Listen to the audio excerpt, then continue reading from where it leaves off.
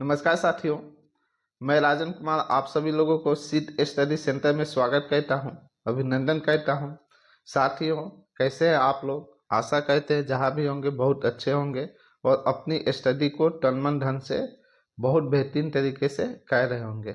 दोस्तों, हम लोग बिहार स्पेशल का क्लास कर रहे हैं। बिहार स्पेशल के 30 क्लास हम लोग कर चुके हैं। आज 31 क्लास करेंगे।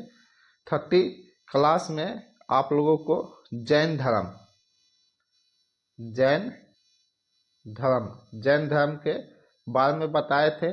इसमें आप लोगों को जैन धर्म में आप लोगों को बताए थे कि जैन धर्म में कितने 24 तीर्थंकर हुए थे। ये 24 तीर्थंकर की जो सूची मिलती है आपका कल्प सूत्र से प्राप्त होती है। किससे प्राप्त होती है? कल्प सूत्र से प्राप्त होती है। ये 24 तीर्थंकर के बारे में एक एक करके आपको बताए थे। इसका प्रतीक चिन्ह क्या होता है उसके बारे में भी आपको एक एक करके बता चुके हैं। इसका ये जो जैन शब्द है, जैन शब्द संस्कृत या प्राकृत के जीन शब्द से क्या हुआ है, प्रति हुआ है। इसके बारे में भी आपको बताए थे। 24 तीर्थंकर में आपको पहला, 22वां, 23वां और 24वां तीर्थंकर के बारे में ही पढ़ना है। इसी से एग्जाम में प्रश्न बनते हैं। इसी तीर्थंकर जो है, पहला तीर्थंकर आपका 22वां, 23वां और 24वां तीर्थंकर, इन्हीं में से क्या होते हैं एग्जाम में प्रश्न बनते हैं। तो पहला तीर्थंकर आपका ऋषभ देव थे, जिसको आदिनाथ के नाम से भी जानते थे। पहला तीर्थंकर कौन थे? ऋषभ देव थे, जिसको आदित्यनाथ के नाम से हम लोग जानते थे। उनके बारे में आपको बता चुके हैं। उसके बाद आपका नेमिनाथ नेमी नेमिनाथ के बारे में बता चुके हैं। उसके बाद जैन धर्म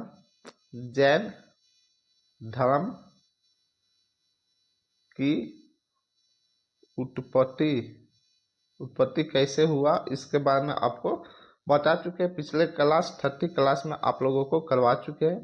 तो अगर आप लोग वो क्लास नहीं किए हैं तो मेरे चैनल के प्लेलिस्ट में जाइएगा, वहां से आपको एक क्लास मिल जाएगा, या इस वीडियो के डिस्क्रिप्शन में भी उसका लिंक डाल दूंगा। आप लोग डायरेक्टली वहां से क्लास कर सकते हैं। आप लोग शुरू से क्लास कीजिएगा, एक एक क्लास कीजिएगा, आप लोग को बहुत बेहतरीन ढंग से समझ में आएगा और आपको पढ़ने में रुचि भी होगा। दोस्तों, आप लोग यहाँ पर देख रहे हैं दोस्तों कि आप लोगों के लिए किस किस के लिए यूजफुल होगा एक क्लास। तो कोई भी फ्रेंड्स बीपीएससी की तैयारी कर रहा है, बीएसएससी की तैयारी कर रहा है, एसएससी की तैयारी कर रहा है, अदर एग्जाम और बिहार के किसी भी एग्जाम का प्रिपरेशन कर रहा है, या ऑल ओवर कॉम्पिटिटिव एग्जाम्स यानी किसी भी ऑल ओवर इंडिया में किसी भी एग्जाम के लिए आप तैयारी कर रहे हैं तो एक क्लास आपके लिए यूजफुल होगा। तो जो भी फ्रेंड्स मेरे चैनल से जुड़े हैं, क्लास कर रहे हैं, कृपया आप लोग वीडियो को लाइक और शेयर कर दीजिएगा। साथ ही जो भी फ्रेंड्स मेरे चैनल पर नए हैं, कृपया आप लोग चैनल को सब्सक्राइब कर लीजिएगा, क्योंकि मेरे द्वारा जो भी वीडियो अपलोड किया जाएगा, जो भी अपडेशन रहेगा, उसका वीडियो आपको ससमय प्राप्त होते रहेगा। तो दोस्तों, आज का क्लास हम लोग स्टार्ट करते हैं। पार्श्वनाथ से स्टार्ट करेंगे आज का क्लास। तो दोस्तों, आप लोग यहाँ पे देख सकते हैं ये क्या है, पार्श्वनाथ। क्या है दोस्तों? यहाँ पे पार्श्वनाथ है, पार्श्वनाथ है। यहाँ पे आप लोग देख सकते हैं। तो इनके बारे में हम लोग एक एक करके जानकारी प्राप्त करेंगे। जो भी एग्जाम के पॉइंट ऑफ व्यू से जो भी होगा, पॉइंट वाइज एक एक करके देखेंगे। तो आप लोग नोट डाउन करते चलिएगा, साथ ही साथ ऐसे ही आपको याद होते चल जाएगा। तो आप लोग क्लास को शुरू से लेके लास्ट तक जरूर कीजिएगा। यहाँ पे स्टार्ट करते हैं हम लोग पार्श्वनाथ से। यहाँ से किसका? पार्श्वनाथ। आप लोग देख सकते हैं यहाँ पे क्या लिखा हुआ है, पार्श्वनाथ। काशी के इक्ष्वाकुक वंश के राजा अश्वसेन के पुत्र थे पार्श्वनाथ। पार्श्वनाथ के पिता का क्या नाम था? अश्वसेन। क्या नाम था दोस्त? अश्वसेन। अश्वसेन क्या थे? इक्ष्वाकुक वंश के राजा थे, काशी के। कहाँ के? काशी के। तो वही यहाँ पे लिखा हुआ है कि काशी के इक्ष्वासु इक्ष इक्ष्वाक इक्ष्वा यहाँ पे देखिए काशी के इक्ष्वाकु वंश, कौन से वंश? इक्ष्वाकु वंश के राजा कौन थे? अश्वसेन, जिनके पुत्र कौन थे? पार्श्वनाथ थे। आगे देखते हैं। पार्श्वनाथ ने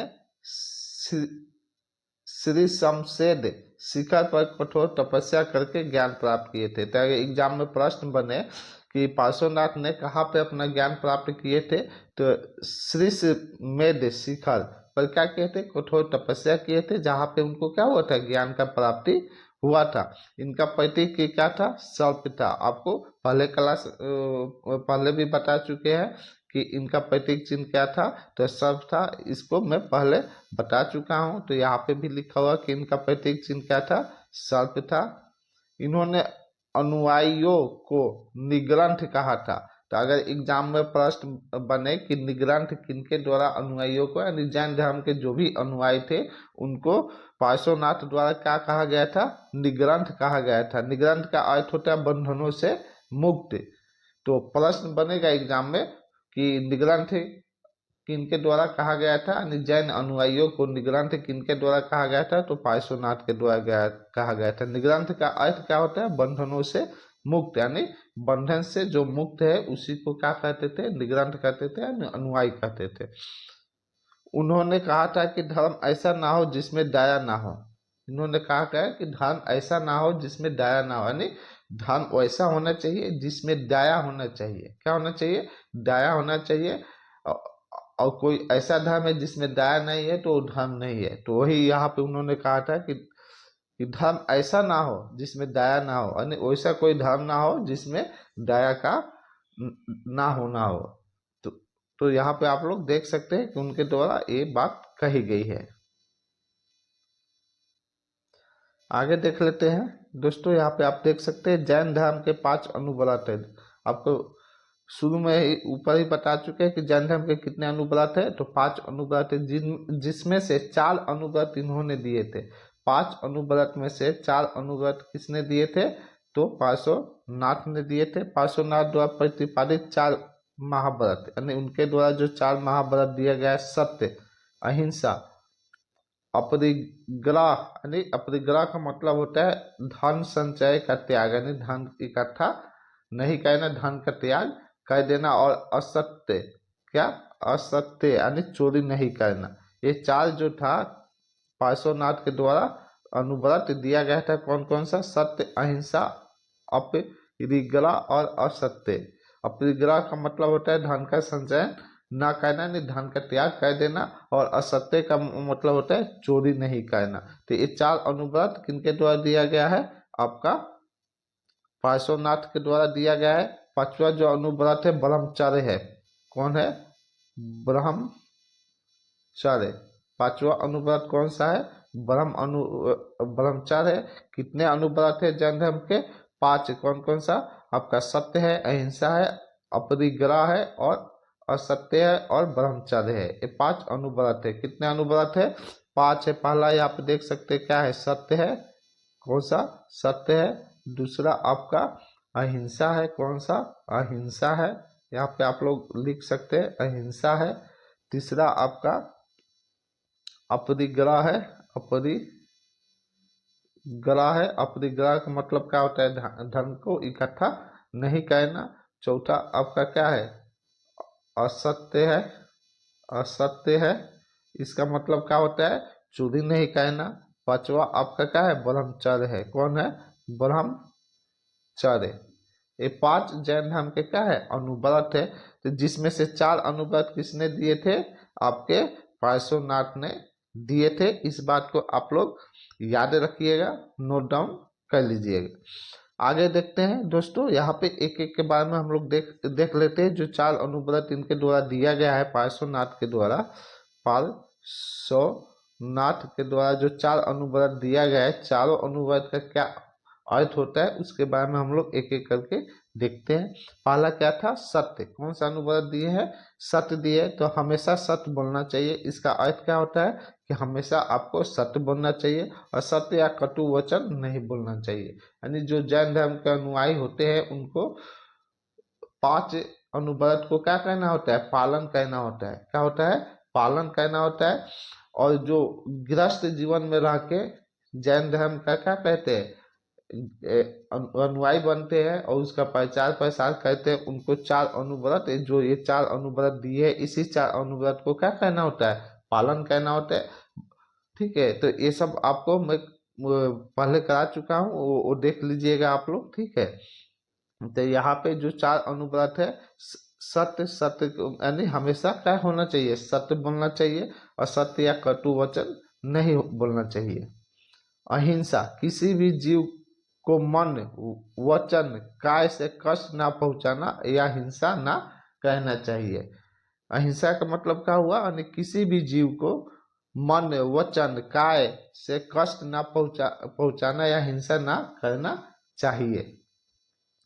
अपरिग्रह, धन संचयन का त्याग करना, अपनी संपत्ति का संचयन न करना, सीमित रखना अर्थात अतिरिक्त धन या वस्तुओं का मोह ना करना।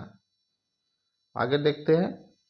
असत्य यानी बिना दी हुई वस्तु का ग्रहण ना करना अर्थात चोरी ना करना। असत्य का मतलब क्या होता है? असत्य का मतलब होता है कि बिना किसी के द्वारा वस्तु अगर नहीं दिया जाता है तो उसको ना लेना और चोरी नहीं करना। आगे देखते हैं।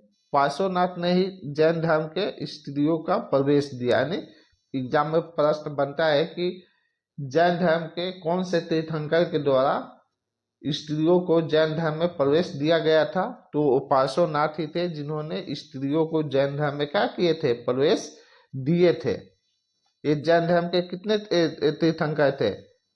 जैन धर्म में स्त्रियों का प्रवेश 23वें तीर्थंकर से हुआ, यानी पार्श्वनाथ से हुआ। तो पार्श्वनाथ जैन धर्म के कितने तीर्थंकर थे? 23वें तीर्थंकर थे, जो आपको बता चुका हूं।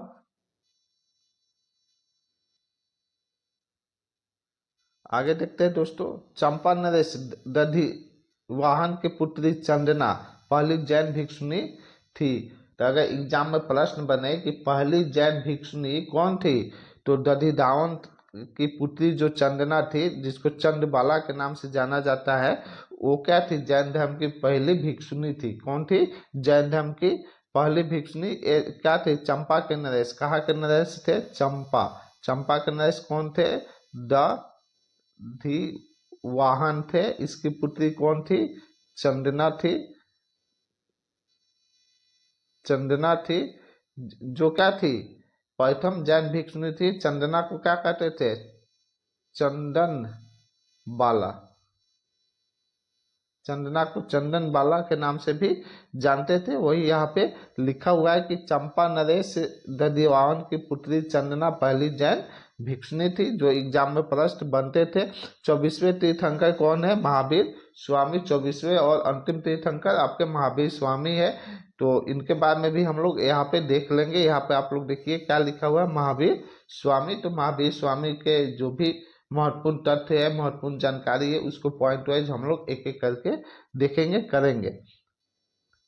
महावीर स्वामी 24वें तीर्थंकर थे। महावीर स्वामी कौन थे? जैन धर्म के 24वें तीर्थंकर थे। कितने तीर्थंकर? 24वें तीर्थंकर थे। जन्म 540 ईसा पूर्व वैशाली के कुंडल ग्राम में हुआ था। इनका जन्म कहाँ हुआ था?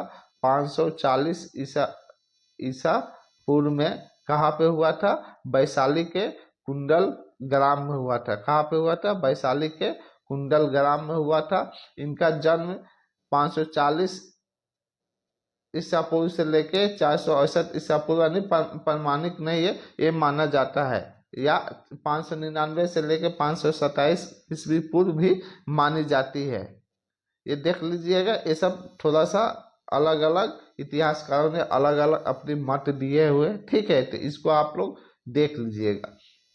इनके पिता का नाम क्या था? सिद्धार्थ था। महावीर स्वामी के पिता का नाम क्या था? सिद्धार्थ था, जो वजीर संघ के ट्रक कुल के प्रधान थे। ये क्या थे? इनके पिता का नाम सिद्धार्थ था, जो वजीर संघ के ज्ञातक कुल के क्या थे? प्रधान थे। अर्थात इनके पिता वैशाली के पास कुंडल ग्राम के एक क्षत्रिय राज और ज्ञात वंश के क्या थे? मुखिया थे। माता का नाम त्रिशाला था, ये आप लोग नोट डाउन कर लीजिएगा। इनके माता का नाम क्या था? त्रिशाला था, जो लिच्छवी शासक, जो लिच्छवी के शासक चेतक की बहन थी। ये जो त्रिशाला थी वो क्या थी? लिच्छवी के जो शासक था चेतक, उसके क्या थी? बहन थी। त्रिशाला कौन थी? लिच्छवी के शासक के बहन थी। किसके? चेतक की। और महावीर स्वामी की क्या थी? माता थी। और आपका कह सकते हैं सिद्धार्थ की पत्नी थी। तो इस बात को आप लोग याद रखिएगा। अगर प्रश्न बन जाए कि महावीर स्वामी के पिता का नाम क्या था, तो आपका सिद्धार्थ था। ये कहाँ के प्रधान थे? तो वजीर संघ के ज्ञातक कुल के प्रधान थे। अर्थात वैशाली के कुंडल ग्राम के क्या थे? एक क्षत्रिय राज के ज्ञात वंश के मुखिया थे। उनके माता का क्या नाम था? तो त्रिशाला था। ये क्या थे? चेतक की बहन थी। चेतक क्या था? लिच्छवी के शासक था। तो इस बात को आप लोग याद रखिएगा। इनके पत्नी का नाम क्या था? यशोदा था। इनके पत्नी का नाम क्या था? महावीर स्वामी के पत्नी का नाम यशोदा था, जो कुंडलीय गोत्र के राजा समरवती के कन्या थी। जो क्या थी? कुंडलीय गोत्र के राजा समरवती की क्या थी? कन्या थी, यानी पुत्री थी। इनके पुत्री का नाम प्रियदर्शना था, जो अनुजा था। इनके पुत्री का नाम क्या था? महावीर स्वामी के पुत्री का नाम प्रिय दर्शना था। इनके दामाद का नाम जमाली था। महावीर स्वामी के दामाद का नाम क्या था? जमाली था, जो महावीर स्वामी के पहला शिष्य भी था। ये जो जमाली था, ये कौन था? महावीर स्वामी का पहला शिष्य था। और एक क्या था? दामाद था। अर्थात महावीर स्वामी ने प्रथम शिष्य किसको बनाए थे? जमाली को बनाए थे। अपनी पुत्री प्रियदर्शना की शादी भी किससे किए थे? जमाली से किए थे। आगे देखते हैं, महावीर स्वामी का बचपन का नाम क्या था? वर्धमान था। अगर एग्जाम में प्रश्न बनता है कि महावीर स्वामी का बचपन का नाम क्या था, तो वर्धमान था। क्या था दोस्तों? वर्धमान था। महावीर स्वामी का प्रतीक चिन्ह क्या था? सिंह था। क्या था दोस्तों? सिंह था, जो उनके पराक्रम और निर्भयता को क्या कहता है? दर्शाता है। आगे देखते हैं दोस्तों, जैन धर्म के अंतिम और 24वें तीर्थंकर भगवान महावीर को जैन धर्म का वास्तविक संस्थापक माना जाता है। जैन धर्म का अगर प्रश्न बने कि जैन धर्म का वास्तविक संस्थापक किसे माना जाता है, तो महावीर स्वामी को माना जाता है। और जैन धर्म का संस्थापक किसे माना जाता है? तो ऋषभदेव को या आदित्य नाथ को माना जाता है। वो जो पहला जैन तीर्थंकर है ऋषभदेव, उन्हीं को क्या कहते हैं? जैन धर्म के संस्थापक कहते हैं। और वास्तविक पूछ दे, जैन धर्म के संस्थापक पूछे तो ऋषभदेव, और वास्तविक क्या पूछे? वास्तविक वास्तविक संस्थापक संस्थापक तो आप क्या बताइएगा? महावीर स्वामी, यानी महावीर क्या होगा? महावीर होगा। महावीर स्वामी थे वास्तविक संस्थापक जैन धर्म के। इस बात को आप लोग याद रखिएगा। आगे देखते हैं, महावीर स्वामी 30 वर्ष की आयु में बड़े भाई नंदी वर्धन की आज्ञा से क्या किए? गृह त्याग दिए, यानी घर को छोड़ दिए। अपने जो बड़े भाई थे, वो कौन थे? उनके बड़े भाई नंदी वर्धन थे। कौन थे? नंदी वर्धन थे। इनसे आज्ञा लेके 30 वर्ष के आयु में क्या किए? गृह को त्याग दिए, अपना घर क्या किए? छोड़ दिए, घर पर छोड़ के चले गए। ठीक है, अपने ज्ञान प्राप्त करने के लिए क्या किया? अपने घर पात को छोड़ दिए। अपने यहाँ पे देखिए, अपने बड़े भाई को राज सौंपे गृह त्याग किए, यानी जो भी राजपाट था आप क्या किए? आप अपना संभालिए। ठीक है, नंदीवर्धन को क्या किए? भैया अपना राजपाट जो भी है आप संभालिए, अब हम चले ज्ञान प्राप्ति के लिए, यानी हम नहीं रहेंगे, गृह त्याग दिए। तो यही वहाँ पे लिखा हुआ है कि महावीर स्वामी 30 वर्ष की आयु में अपने बड़े भाई नंदीवर्धन की आज्ञा से क्या किए थे? गृह त्याग किए। आगे देखते हैं, महावीर स्वामी को 12 या 13 वर्ष की कठोर तपस्या के पश्चात 42 से 43 वर्ष की आयु में क्या किए?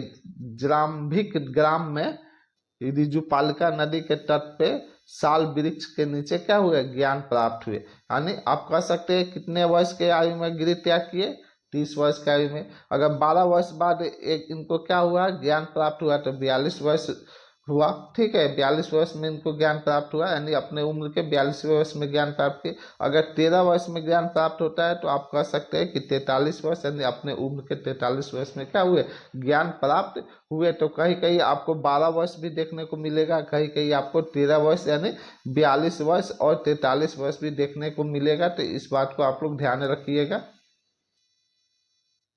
आगे देख लेते हैं दोस्तों, यहाँ पे आप लोग और एक बात बता देते हैं इसमें, ये कहाँ पे इनको ज्ञान प्राप्ति हुआ था, जराम्बिक ग्राम। कहाँ पे, जराम्बिक ग्राम, जिसको आप क्या कह सकते हैं, जुम्बिक भी कह सकते हैं। ठीक है, वहां पे ऋजुपालिका नदी था, इसी के तट पे का साल वृक्ष के नीचे क्या हुआ था, ज्ञान की प्राप्ति हुआ था। किनको, महावीर स्वामी को हुआ था। वर्तमान में जुम्बिक या जाम्बिक ग्राम, यानी जो जुम्बिक या जाम्बिक ग्राम है, ये कहाँ पे है, हजारीबाग में है। कहाँ पे, झारखंड के हजारीबाग में है। और ऋजुपालिका नदी को अब क्या कहते हैं, बराक नदी कहते हैं। क्या कहते हैं, बराक नदी कहते हैं। तो इस बात को आप लोग याद रखिएगा। महावीर स्वामी के ज्ञान प्राप्ति को केवल्य कहा गया जाता है। क्या कहा जाता है, महावीर स्वामी ने जो ज्ञान प्राप्ति की है उसको क्या कहा गया, केवल्य कहा जाता है। केवल्य यानी जो ज्ञान प्राप्ति की है, उसके बाद वर्धमान केवलीन ज्ञानी पुरुष, यानी केवल्य यानी जो ज्ञान है उनकी केवल्य की प्राप्ति के बाद, यानी ज्ञान के प्राप्ति के बाद वर्धमान केवलीन यानी ज्ञानी पुरुष, महावीर, महावीर यानी महान है जो वीर। महावीर का अर्थ क्या होता है, केवलीन का अर्थ क्या होता है, ज्ञानी पुरुष। महावीर का अर्थ क्या होता है, महान है जो पुरुष, निग्रंथ यानी बंधनों से मुक्त, जितेंद्र यानी अपनी ज्ञान इंद्रियों को जीतने वाला, और अहत मतलब पूज्य कहलाए। तो आप कह सकते हैं कि जो ज्ञान प्राप्त कर लिए तो महावीर स्वामी क्या कहलाए, वर्धमान भी कहलाए, केवल भी कहलाए, महावीर भी कहलाए, आपको निग्रंथ भी कहलाए। ठीक है, और जितेंद्र भी कहलाए, और अहत्य भी कहलाए। ये सब क्या कब कहलाए, महावीर स्वामी जब उनको ज्ञान की प्राप्ति हुआ तब। महावीर स्वामी की प्रथम शिष्या यानी महिला शिष्य चंदना थी, जो चंपानेश दधिवान की पुत्री थी। आपको बता दिए कि जैन धर्म की पहली जो महिला थी, अनुयायी थी, वो कौन थी, चंदना थी। चंदना कौन थी, दधिवाहन की पुत्री थी। वही यहाँ पे लिखा हुआ है कि महावीर स्वामी की प्रथम शिष्या कौन थी, चंदना थी। कौन थी, चंदना। प्रथम शिष्य कौन था, जमाली था, जो इनके दामाद था। प्रथम शिष्य कौन था, जमाली था। जैन धर्म जो इनका क्या था, जमाली था, जो इनके दामाद था। ठीक है, आगे देख लेते हैं दोस्तों। इन्होंने प्रथम उपदेश राजगिरी के विपुलांचल यानी विपुल चुल पहाड़ी पर वराकर नदी यानी ऋजुपालिका नदी के तट पे दिए थे। तो अगर एग्जाम में प्रश्न बनता है कि महावीर स्वामी ने अपना प्रथम उपदेश कहाँ पे दिए थे, तो राजगिरी में दिए थे। राजगिरी में कौन सा, विपुलांचल यानी विपुल चुल पहाड़ी पर दिए थे। पर क्या है, वराक नदी यानी ऋजुपालिका नदी के तट पे दिए थे। इनके द्वारा दिए गए प्रथम उपदेश को देशना कहते हैं। अगर एग्जाम में प्रश्न बने कि महावीर स्वामी द्वारा दिए गए प्रथम उपदेश को क्या कहा जाता है, तो देशना कहा जाता है। तो महावीर स्वामी द्वारा दिए गए प्रथम उपदेश को देशना कहते हैं। महावीर स्वामी ने जैन धर्म के प्रचार के लिए प्राकृत भाषा का प्रयोग किया।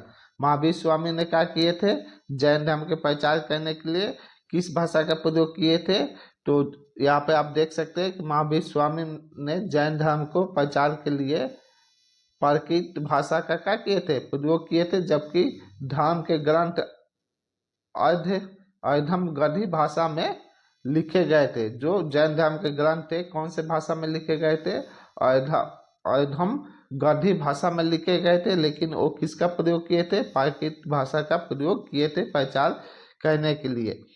बाद में संस्कृत का प्रयोग प्रमुखता से हुआ। बाद में किसका कौन से भाषा का प्रयोग हुआ? संस्कृत भाषा का प्रयोग हुआ एवं जैन धर्म के प्रमुख पुस्तक कल्पसूत्र संस्कृत भाषा में लिखी गई। और जो जैन धर्म के क्या है प्रमुख पुस्तक है, किताब है, कौन सा? कल्पसूत्र, जो किसमें लिखी गई? संस्कृत भाषा में आपकी लिखी गई। इसी कल्पसूत्र के माध्यम से हमको जैन धर्म के 24 तीर्थंकरों की सूची प्राप्त होती है। तो इस बात को आप लोग याद रखिएगा। महावीर स्वामी और उनके समकालिकों का वर्णन भगवती सूत्र में मिलता है। महावीर स्वामी और उनके जो समकालिकों का जो वर्णन है कहाँ पे मिलता है? भगवती सूत्र में मिलता है। इसी भगवती सूत्र में 16 महाजनपदों की सूची मिलती है। जो 16 महाजनपद है आपके, जिसके बारे में आपको हम पढ़ा चुके हैं पहले, महाजनपद के बारे में एक एक करके क्लास करवा चुके हैं। तो अगर आप क्लास नहीं की हैं तो आप जाके प्ले लिस्ट से आप क्लास कर सकते हैं। इस 16 महाजनपद की जो सूची मिलती है कहाँ से मिलती है दोस्तों? भगवती सूत्र से प्राप्त होती है। तो और कहाँ से होती है? महावीर और किसकी जानकारी वर्णन मिलता है? महावीर स्वामी, किसके? महावीर स्वामी और उनके जो भी समकालिकों थे उनका वर्णन भी इसी भगवती सूत्र में मिलता है। तो इस बात को आप लोग याद रखिएगा। जैन धर्म के 5वां महाव्रत ब्रह्मचर्य को महावीर स्वामी ने जोड़ा। 4 अनुव्रत को किसने जोड़ा था? किसने बताया था? पार्श्व। कौन? पार्श्वनाथ। पार्श्वनाथ 4 अनुव्रत को और 1 अनुव्रत कौन सा? ब्रह्मचर्य को किसने बताया? किसने जोड़े? महावीर स्वामी ने। तो टोटल कितने अनुव्रत थे जैन धर्म के? 5 अनुव्रत थे, जिसको पालन करना अनिवार्य था। किनको? जैन धर्म के अनुयायियों को। और 4 अनुव्रत का पालन करना किन के लिए जरूरी था? जो गृहस्थ जीवन को पालन करते हुए जैन धर्म का अपना के प्रचार प्रसार करते थे, उनके लिए 4 अनुव्रत पालन करना था। आगे देखते हैं। जैन धर्म के अनुयायी को वेदों में विश्वास नहीं था। जैन धर्म के जो भी अनुयायी थे उनको वेद में क्या था? विश्वास नहीं था। आगे देख लेते हैं दोस्तों। महावीर स्वामी ने अपने जीवन काल में 11 सदस्यों के एक संघ की स्थापना किए, जिन्हें गण कहा गया। महावीर स्वामी ने क्या किए थे? 11 गो सदस्य का क्या किए थे? एक संघ की स्थापना किए थे, जिसको क्या कहा गया? गण कहा गया था। तो इस बात को आप लोग नोट डाउन कर लीजिएगा और याद भी कर लीजिएगा। महावीर स्वामी ने अपने जीवन काल में 11 सदस्यों का एक संघ की स्थापना की, जिसमें मुख्य शिष्य शामिल थे। जो 11 सदस्य की स्थापना किए थे, जिसको गण कहा गया था, इसमें कितने मुख्य शिष्य शामिल थे? तो 11, जिसमें क्या थे? मुख्य शिष्य ही शामिल थे। क्या थे? 11 सदस्य वाले जो संघ था गण, उसमें कितने कौन शामिल थे? जो इनके मुख्य शिष्य थे वो शामिल थे, जिनको क्या कहा गया? गंधर्व। जिसको गंधर्व कहा गया। गंधर्व क्या कहा गया? जिसको गंधर्व कहते थे। क्या कहते थे? गंधर्व कहते थे। अर्थात महावीर स्वामी ने अपने शिष्यों को 11 गंधर्वों में क्या किए थे? विभाजित किए थे। आप ये भी कह सकते हैं कि महावीर स्वामी ने अपने 11 जो शिष्य थे उनको 11 गंधर्वों में क्या किए थे? विभाजित किए थे। 11 गंधर्वों ने जैन धर्म के प्रारंभिक गणों की स्थापना की है। जो ये 11 एक संघ की स्थापना किए थे, 11 सदस्य के संघ को स्थापना, इसको क्या कहते थे? गण कहते थे। इस गण में क्या थे? मुख्य शिष्य शामिल थे, जिसको क्या कहते थे? गंधर्व कहते थे। 11 गणों के जो संघ था, जिसमें कितने थे सदस्य? 11 थे, जिसको क्या कहते थे? गण कहते थे। और जो इसमें कौन कौन शामिल थे? तो मुख्य शिष्य ही शामिल थे, जिसको क्या कहा जाता था? गंधर्व। क्या कहते थे? गंधर्व कहते थे। तो इसी 11 गंधर्वों में क्या किए थे? महावीर स्वामी ने अपने शिष्यों को विभाजित कर दिए थे। गण का मतलब क्या होता है? यहाँ पे देखिए, गण भगवान महावीर के 11 मुख्य शिष्यों के समूह को क्या कहा गया? गण कहा जाता था, जिन्होंने अलग अलग शाखाओं की स्थापना की। जिन्होंने क्या किए? अलग अलग शाखाओं की स्थापना, यानी 11 को जो शिष्य का समूह था उसको क्या कहते थे?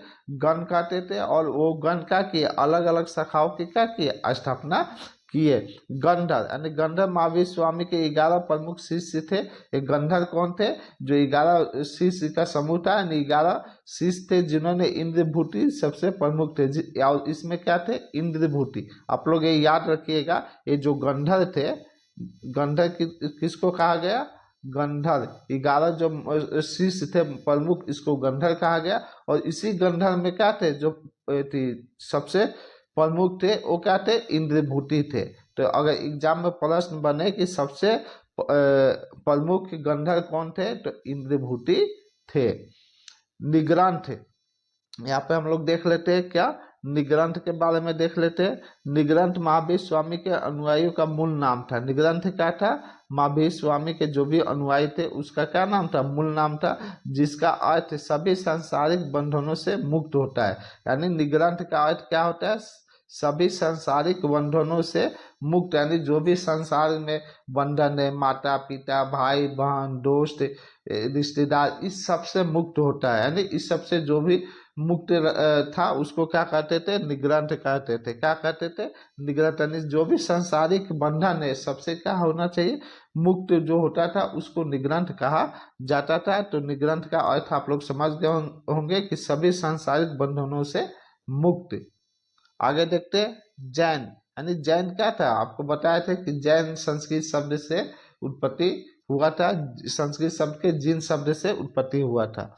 तो वहीं पे जैन, जैन का मतलब क्या होता है? विजेता, विजेता होता है। तो जिन शब्द से जैन नाम प्रचलित हुआ। जिन शब्द से क्या हुआ था? जैन नाम प्रचलित हुआ था। जिन शब्द का है संस्कृत का शब्द है, जिससे जैन शब्द, जैन धर्म की उत्पत्ति हुई, ये कह सकते हैं। तो वही लिखा है कि जिन मतलब क्या होता है? विजेता होता है। तो जिन शब्द से क्या हुआ था? जैन नाम प्रचलित हुआ, जिसका अर्थ होता है जिन, यानी महावीर स्वामी के अनुयायी। यानी जिसका अर्थ है जिन के अनुयायी। जिसका अर्थ क्या है? जिन का अनुयायी, अर्थात महावीर स्वामी के अनुयायी।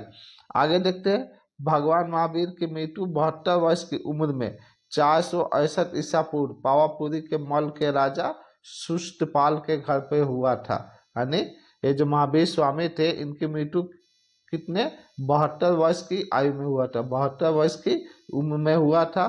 कब? तो 468 ईसा पूर्व, 468 ईसा पूर्व में हुआ था। ठीक है। और कहाँ पे हुआ था? तो पावापुरी में मल, यानी पावापुरी में मल के राजा जो थे सुष्टपाल के घर पे हुआ था। तो इस बात को आप लोग याद रखिएगा। अर्थात ये पूछता नहीं है एग्जाम में, कभी पूछ दिया तो आप लोग इसको दिमाग पे रखिएगा। अर्थात यहाँ पे आप देख सकते हैं 468 ईस्वी में, ईसा पूर्व में पावापुरी, यानी वर्तमान में क्या है? पोखरपुर बिहार में निर्वाण की प्राप्ति की। यानी इन्होंने निर्वाण की प्राप्ति, यानी मृत्यु कब हुआ? 468 ईसा पूर्व में हुआ था। इस बात को आप लोग याद रखिएगा। तो दोस्तों यहाँ पे आपको मैं पार्श्वनाथ, कौन सा? पार्श्वनाथ और महावीर स्वामी के बारे में जो भी महत्वपूर्ण जानकारी था वो बता दिए। पार्श्वनाथ क्या थे? 23वें जैन तीर्थंकर थे। महावीर स्वामी कौन थे? 24वें और अंतिम जैन तीर्थंकर थे। तो इन दोनों से संबंधित जो भी प्रश्न बनते थे एग्जाम के पॉइंट ऑफ व्यू से, वो सभी एक एक पॉइंट वाइज आपको बहुत ही बेहतरीन ढंग से बता दिए। तो दोस्तों आज के क्लास में इतना ही रहने देते हैं। नेक्स्ट क्लास में हम लोग फिर मिलेंगे। जो भी जैन धर्म से संबंधित तथ्य बचे होंगे नेक्स्ट क्लास में खत्म कर देंगे। ठीक है। तो आप लोग को एक क्लास कैसा लगा आप लोग को शुरू से लेकर लास्ट तक जरूर क्लास किए होंगे आशा करते हैं। और आप लोग का एक क्लास कैसा लगा कमेंट सेक्शन में कमेंट करके जरूर बताइएगा। और जो भी फ्रेंड्स मेरे क्लास कर रहे वीडियो देख रहे आप लोग वीडियो को लाइक और शेयर कर दीजिए। जो भी फ्रेंड्स मेरे चैनल से नए जुड़े हैं कृपया आप लोग चैनल को सब्सक्राइब कर लीजिए। साथ ही साथ वीडियो को लाइक और शेयर कर दीजिए कि दूसरे भी बच्चे को क्या हो इसकी जानकारी हो सके वो भी क्लास कर सके। तो दोस्तों मिलते हैं नेक्स्ट क्लास में। जय हिंद, धन्यवाद।